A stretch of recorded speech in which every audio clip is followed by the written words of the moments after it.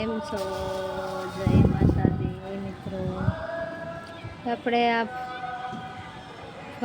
લાવ્યા છીએ અને નામ આવડતું હોય તો કમેન્ટમાં કહેજો.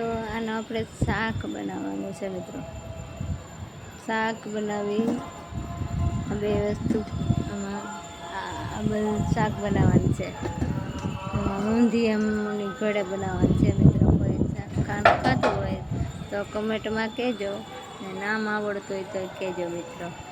આ ફળનું નામ આવડતું હોય તો કહેજો. હું આ ફળ કહેવાય.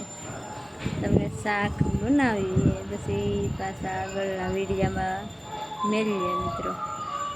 જો તમને કોઈને કમેન્ટ નામ કહેજો આવડતું હોય ને કોઈ શાક આનું શાક ખાધું હોય તો કહેજો